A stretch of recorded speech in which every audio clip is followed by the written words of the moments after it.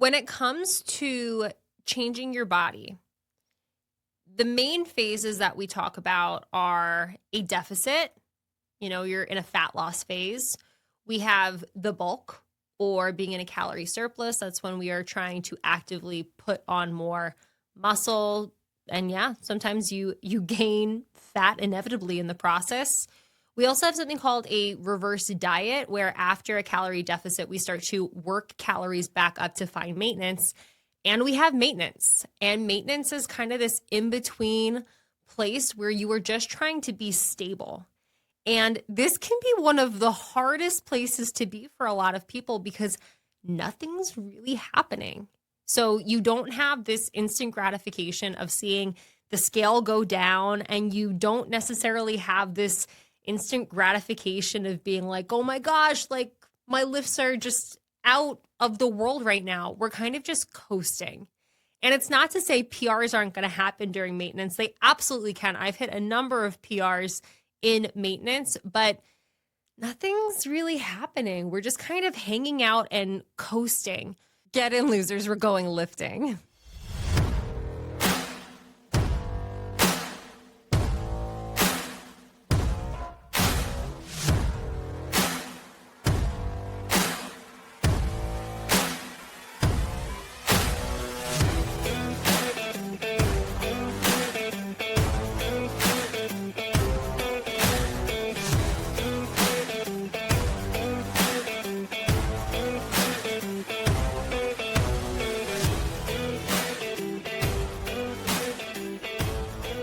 I've been in maintenance coming out of a bulk, getting ready to go into a cut.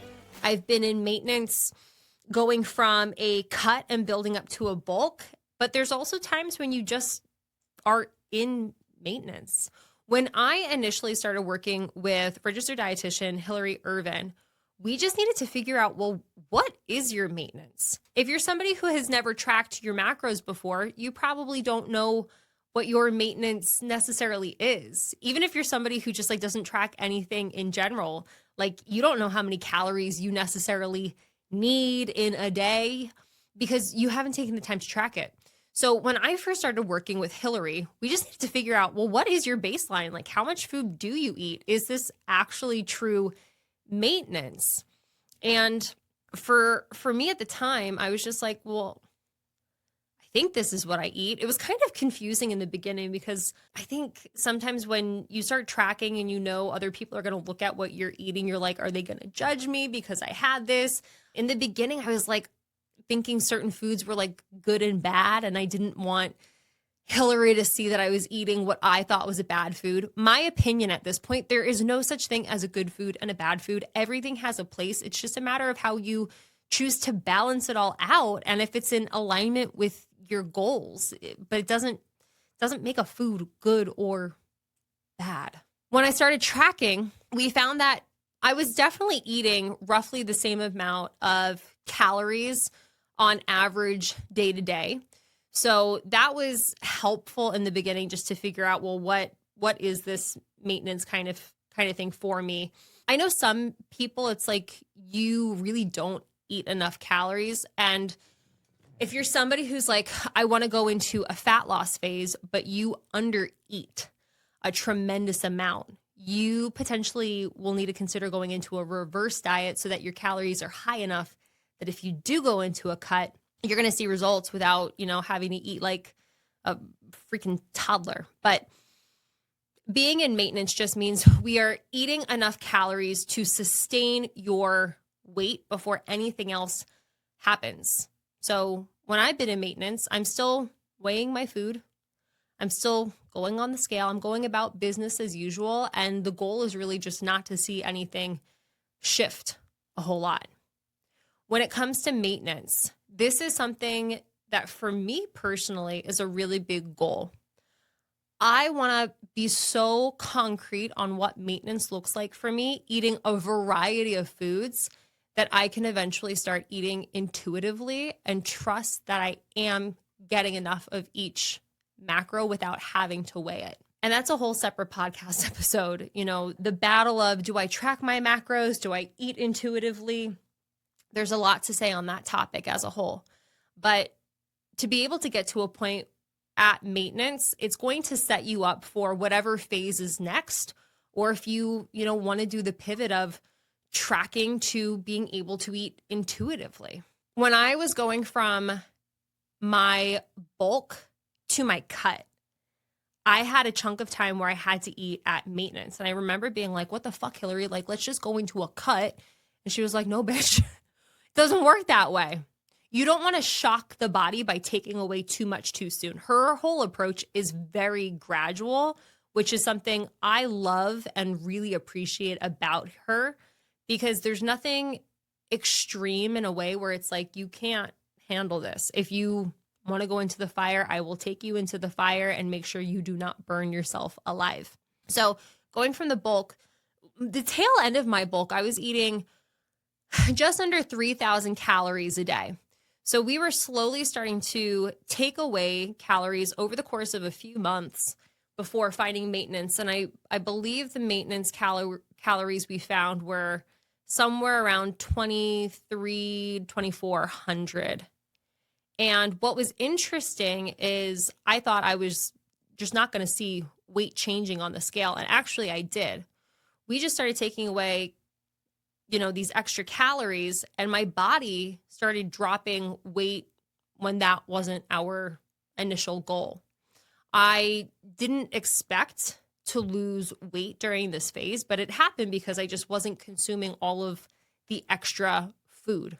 So going from the bulk to maintenance, there was fat loss that happened, but that wasn't the goal. The goal was just to slowly bring the calories down without shocking the body before we started to cut even more going into this calorie deficit. And then if we rewind that more, maintenance calories leading up to the bulk, that was a lot longer. I had done a cut that ended the beginning or the end of spring, beginning of summer of 2023. And we were just gradually starting to increase those calories coming out of a reverse diet, but it was really hard for me at the time. The reason it was so hard is because I kept emotionally regulating with food. I had some heavy personal stuff going on, and I would catch myself in the closet just mindlessly putting food into my mouth. And not even like I was putting a whole lot of food into my mouth, but I was eating enough that numbers weren't really tracking the way Hillary had expected them to track. And I think that's, kind of an interesting thing that happened, because when I came out of this last cut, getting to where I am now at maintenance, I have followed everything to a T. So it's been really interesting to see where my body was, where my weight was at the end of my last cut to where I am now in comparison to when I had finished that cut in 2023 before getting ready to go into the surplus in 2024. I ended up gaining more weight going from the cut of 2023 before the build in 2024 than I have at this point going from my cut finding maintenance calories. And so much of that just has to do with the fact that, are you still in it? Are you still tracking things to a T? Are you not letting, the need to emotionally regulate with food kind of slap you off track? And listen, that happens and it's real. And if you can relate to that, there's no shame in it. I think it's just so important to recognize that when we are using things like tracking macros or the scale as tools, we're being honest with what is going on. I mean, I've had this conversation with clients. I've had this conversation with Hillary, and it's a really uncomfortable conversation to have. But it's like, okay, have you actually been training? Yes, I've been training. Okay, well, I'm getting a different story from when you're explaining to Hillary, are you training or not? And she's saying that you're actually doing all of this other stuff. Or it's like, are you actually tracking what you're eating? And it's like, I'm tracking most of what I'm eating. Your body doesn't care if you're tracking most of what you're eating. It cares if you are actually tracking everything you eat. So even when I have off days, I'm really honest with Hillary as to, this is what's going on. This is what I ate. I know I went over on this. I know I was under on that. It is what it is. And she helps me navigate versus me lying so that I have, perfect macros for her to review. And then us being like, well, I wonder why your weight is going up, or I wonder why your weight is going down, or I wonder why you're feeling this way. I think sometimes people are just afraid of being judged. You're so afraid of being judged to the point where you are now putting yourself in situations where the experts are questioning, is there something wrong with your hormones? Is there something deeper going on? And you can just save so much headache if you're honest about this is the situation. So I remember being like, Hillary, this is the situation. I am using food to emotionally regulate. I understand I need to work on finding other tools instead of doing this. But it was just helpful to be like, thank you for giving me the macros. Thank you for telling me what to do. And now I need to, lean on my therapist and more of that stuff to figure out how can I be in this phase without like sabotaging progress. And it's not to say that like I sabotaged progress. Like I went from eating in a deficit to finding maintenance and, not always hitting those macros. So I ended up putting more weight back on than I necessarily needed to. Like, I mean, first world problems, am I right?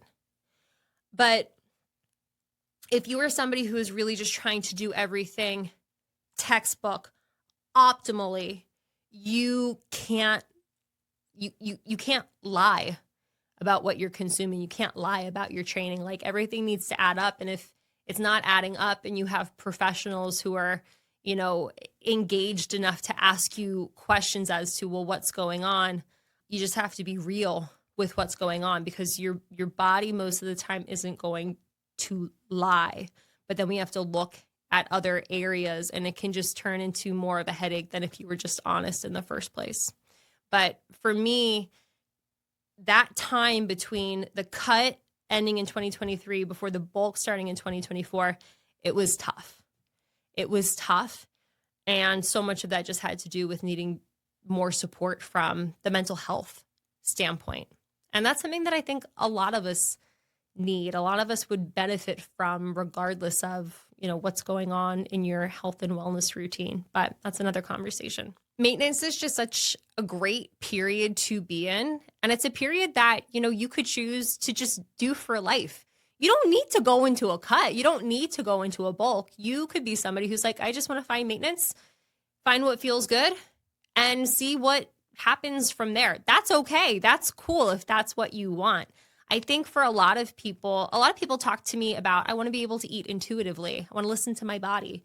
But if your body doesn't actually know what it needs to eat to sustain what's actually going on, then, you can't blame it for changing how it's looking. And even just like going through life, I mean, bodies change, seasons change, what your life looks like changes. So your maintenance calories might kind of change over time as well.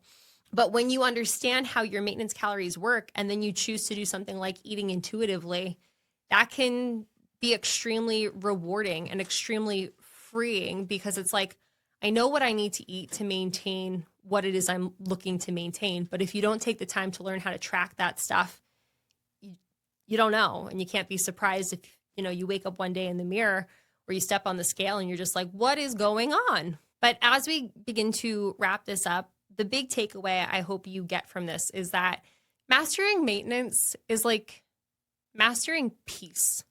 There's not a whole lot necessarily going on, and there doesn't need to be. It's like you don't need crazy events happening all the time. You don't always need to get ready for like the next vacation or the next, rough moment where somebody ends up in the hospital. I don't know, but it's like there's something nice about just coasting at times, and that's kind of what maintenance is.